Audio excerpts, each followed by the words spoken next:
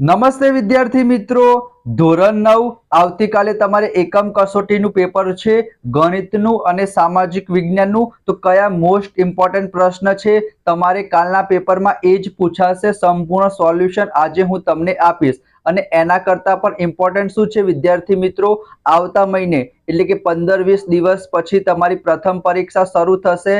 તમે ગુજરાતની કોઈ પણ સ્કૂલમાં હશો વિદ્યાર્થી મિત્રો, તમારે પ્રથમ પરીક્ષામાં આનામાંથી જ પૂછાશે। તમારા માટે મેં સરસ મજાની પ્લેલિસ્ટ બનાવેલી છે, એમાં ગણિત, વિજ્ઞાન, અંગ્રેજી, સામાજિક વિજ્ઞાન, ઇવન ગુજરાતી બધા જ વિષયના મોસ્ટ ઇમ્પોર્ટન્ટ પ્રશ્ન સરસ મજાની સમજૂતી સાથે સોલ્યુશન સાથે તમને મળશે। તો આ ચેનલ તમારા માટે ખૂબ જ જરૂરી છે વિદ્યાર્થી મિત્રો, હમણાં ને હમણાં ચેનલને સબસ્ક્રાઇબ જરૂર કરી દો વિદ્યાર્થી મિત્રો, ના કરી હોય તો બરાબર। ચલો, આવતીકાલે તમારે એકમ કસોટીનું પેપર છે 26 તારીખે ગુરુવારે। તમે 9મા ધોરણમાં ભણો છો, 15 સપ્ટેમ્બર સુધીનો અભ્યાસક્રમ આવશે। ચોથું ચેપ્ટર દ્વિચલ સુરેખ સમીકરણ અને છઠ્ઠું ચેપ્ટર વિદ્યાર્થી મિત્રો રેખાઓ અને ખૂણાઓ। હું તમને આજે કહું વિદ્યાર્થી મિત્રો એટલું તમે કરી દેજો, કાલના તમારા 25 માર્ક્સના પેપરમાં પૂરેપૂરા માર્ક્સ આવશે બરાબર। ચલો, તો સૌથી પહેલા વિદ્યાર્થી મિત્રો નમ્ર વિનંતી કરું છું, તમારી ચેનલ છે, તમારા સપોર્ટની મને જરૂર છે। વિડીયોને અંત સુધી જોજો, સ્પીડ ઓછી લાગતી હોય તો 2x ની સ્પીડમાં જોજો, પણ વિડીયોને અંત સુધી જરૂર જોજો, હું તમને સમજાવીશ પણ ખરી। તો સૌથી પહેલા જે તમારું ચોથું ચેપ્ટર છે દ્વિચલ સુરેખ સમીકરણ યુગ્મ, એકદમ નાનું ચેપ્ટર છે, માત્ર 2 જ એક્સરસાઇઝ છે, 4.1 અને 4.2, બસ વિદ્યાર્થી મિત્રો તમારું ચેપ્ટર પૂરું અને બહુ જ સહેલું છે। 4.1 માં શું છે વિદ્યાર્થી મિત્રો, અહીંયા તમે જો એક પ્રશ્ન 100% પૂછાશે તમને। અહીંયા આ પ્રમાણે દ્વિચલ સુરેખ સમીકરણ આપેલા હશે, એને તમારે ax by c બરાબર 0 આના સ્વરૂપમાં દર્શાવવાનું છે અને એબીસી ની કિંમત શોધવાની કીધી છે। હું તમને એક પ્રશ્ન કહું, તમને બધા જ પ્રશ્ન વિદ્યાર્થી મિત્રો આવડી જશે। ચલો, એના પછી વિદ્યાર્થી મિત્રો સ્વાધ્યાય 4.2 છે, માનીને ચાલો તમારી પરીક્ષામાં એક દાખલો આનામાંથી 100% પૂછાશે। તમને એક પ્રશ્ન કહેશે કે સમીકરણના 4 ઉકેલ લખો, કઈ રીતના લખવાના એ પણ હું તમને કહું છું। આનામાંથી એક દાખલો 100% આવશે અને એક દાખલો વિદ્યાર્થી મિત્રો આ પ્રમાણે પૂછાશે, કે ની કિંમત શોધો।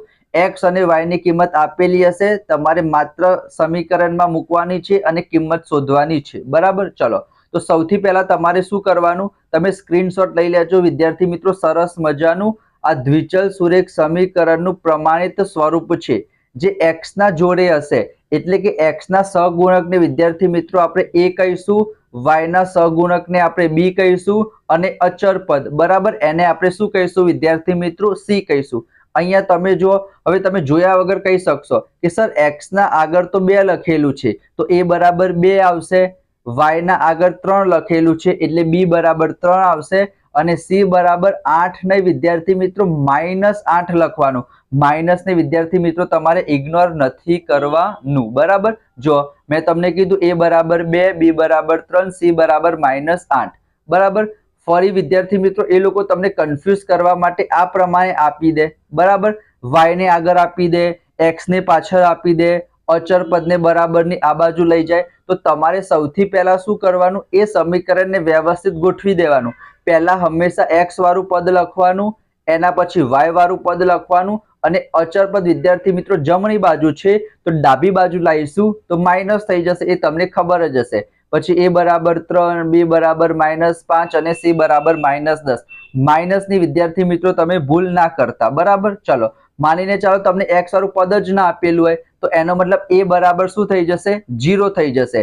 y વાળું પદ ના આપેલું હોય એનો મતલબ b બરાબર 0 અને અચર પદ ના આપેલું હોય તો c બરાબર 0। ચલો, એ સિવાય એક નોટબુક વાળો પ્રશ્ન હતો, અહીંયા તમે જોઈ શકો છો નોટબુકની કિંમત એ પેનની કિંમત કરતા બમણી છે, બમણી છે એટલે 2 લખી દેવાના। એ લોકોએ ઓલરેડી કીધું છે કે નોટબુકની કિંમત x લેવાની છે, પેનની કિંમત y લેવાની છે અને આપણે પ્રમાણિત સ્વરૂપમાં ફેરવવાનું છે તો 2y ડાબી બાજુ આવી જશે તો માઇનસ થઈ જશે। આ 4.1 નો પહેલો દાખલો હતો બરાબર। એના સિવાય મેં તમને હમણાં કીધું, જો અહીંયા y વાળું પદ નથી આપેલું તો b બરાબર શું લખી દેવાના, 0 લખી દેવાના બરાબર। એના પછી તમને આ 30મા નંબરનો પ્રશ્ન છે, નહીં પૂછે ટેન્શન ના લો। આ ટેબલની કિંમત ખુરશીની કિંમતથી 4 ગણી છે, મેં તમને હમણાં કીધું ને પેન વાળો હતો એમાં બમણી હતું તો 2 ગણી થાય, 4 ગણી છે તો 4 વડે ગુણવાના। પછી 27મા નંબરનો દાખલો મોસ્ટ ઇમ્પોર્ટન્ટ છે, તમારી પરીક્ષામાં પૂછાઈ શકે છે. બરાબર, તમને આ પ્રમાણે કીધેલું હોય કે ઉકેલ આપેલો છે 3 અને 6, તો યાદ રાખવાનું જે પહેલું હોય ને એને વિદ્યાર્થી મિત્રો x કહેવાય અને જે બીજું હોય એને વિદ્યાર્થી મિત્રો શું કહેવાય? y કહેવાય. તો એ કિંમત તમારે સમીકરણમાં મૂકવાની અને આપણને શું મળશે વિદ્યાર્થી મિત્રો? આન્સર મળી જશે. બહુ સરસ મજાનું છે. એના પછી 4 ઉકેલો મેં તમને હમણાં જ કીધું હતું. એક તમારો પ્રશ્ન 100% પૂછાશે ઉકેલવાળો. બરાબર, જેમ કે તમને એક સમીકરણ આપેલું હોય કે x બરાબર 3y, તો આપણે શું કરવાનું? y ની અલગ અલગ કિંમત મૂકવાની. જેમ કે y બરાબર 0 મૂકશો તો x પણ 0 મળશે, y બરાબર 1 મૂકશો તો x બરાબર 3 મળશે, y બરાબર 2 મૂકશો તો x બરાબર 3 દુ 6 મળશે. આ પ્રમાણે તમે કોઈ પણ કિંમત મૂકી શકો છો વિદ્યાર્થી મિત્રો. હમણાં મેં તમને કીધું કે ની કિંમત શોધવાનો એક પ્રશ્ન પૂછાશે, તો તમારા રિવિઝન માટે બરાબર વિડીયોને શેર જરૂર કરજો. પછી 4 ઉકેલવાળો પ્રશ્ન જો આવું તમને આપેલું હોય x પ્લસ 2y બરાબર 6, તો સૌથી પહેલા શું કરવાનું? કોઈ પણ એક ચલ, બે ચલ આપેલા હશે એમાંથી એક ચલને આપણે કરતા બનાવી દેવાનો, તો 2y ને આપણે જમણી બાજુ મોકલી દીધું તો -2y થઈ ગયું. બસ, હવે તમારે કિંમત મૂકવાની, y ની એક એક કિંમત મૂકતા જાઓ અને આપણને x ની કિંમત મળતી રહેશે. બરાબર, ચલો આ નોટબુક પેન વાળું મેં તમને કીધું, આ પણ મોસ્ટ ઇમ્પોર્ટન્ટ છે, તમારા સ્વાધ્યાયનો છે. πx + y બરાબર 9, એમાં પણ 4 ઉકેલ મેળવવાના છે, તો y ને તમે કરતા બનાવી દેશો એટલે તમને વિદ્યાર્થી મિત્રો આન્સર મળી રહેશે. x બરાબર 4y વાળો, એમાં પણ તમારે 4 ઉકેલ મેળવવાના કીધા છે. આ ચોથું ચેપ્ટર હતું, આટલું તમે કરશો એટલે તમારું બહુ જ થઈ જશે. એના પછી છઠ્ઠું ચેપ્ટર વિદ્યાર્થી મિત્રો, એમાં પણ 2 એક્સરસાઇઝ છે, ધ્યાનથી સાંભળજો વિદ્યાર્થી મિત્રો, સ્ક્રીનશોટ લઈ લેજો. આ તમારા પરીક્ષામાં 1 માર્ક્સમાં પણ પૂછાશે. રેખા કોને કહેવાય, રેખાખંડ કોને કહેવાય, કિરણ કોને કહેવાય, ખૂણો કોને કહેવાય. એના કરતા ઇમ્પોર્ટન્ટ આ છે વિદ્યાર્થી મિત્રો, લઘુકોણ એટલે 90 કરતા નાનો હોય, ગુરુકોણ 90 કરતા મોટો હોય, કાટકોણ એક્ઝેક્ટ 90 હોય, કોટિકોણ કોને કહેવાય? જે બે ખૂણાનો સરવાળો 90 થતો હોય. પૂરક કોણ કોને કહેવાય? જે બે ખૂણાનો સરવાળો 180 અંશ થતો હોય. અભિકોણ કોને કહેવાય? સરખા હશે, જ્યાં પણ વિદ્યાર્થી મિત્રો ચોકડી પડશે તો સામસામેના ખૂણાને અભિકોણ કહેવાય. એના પછી સરળ કોણ હશે તો 180 થશે. વિપરીત કોણની વેલ્યુ હંમેશા 180 થી 360 ની વચ્ચે આવશે. બરાબર, આ બધી વસ્તુ યાદ રાખજો. રૈખિક જોડના ખૂણાનો સરવાળો પણ 180 થાય. બરાબર, જેમ કે અહીંયા તમે જોઈ શકો છો, આ બંને રૈખિક જોડના ખૂણા કહેવાય. આ 3 રૈખિક જોડના ખૂણા કહેવાય.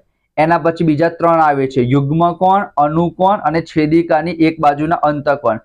યુગ્મકોણમાં વિદ્યાર્થી મિત્રો આ પ્રમાણે z બનશે. બરાબર, 6.2 માં તમારે કામમાં આવશે. અનુકોણ એમાં વિદ્યાર્થી મિત્રો f બનશે અને છેદિકાની એક બાજુના અંતકોણમાં c બનશે. બરાબર, એના સિવાય મોસ્ટ ઇમ્પોર્ટન્ટ પ્રશ્ન અહીંયા તમે જોઈ લેજો. હું એક્સપ્લેન કરીશ વિદ્યાર્થી મિત્રો તો વિડીયો બહુ લાંબો થઈ જશે. અહીંયા તમે જોઈ શકો છો, એક ખૂણાનું માપ આપેલું હોય, આ પ્રમાણે ગુણોત્તર આપેલો હોય તો તમને પૂછાય. આ તમારો ચોપડીનો પહેલો જ દાખલો છે 6.1 નો.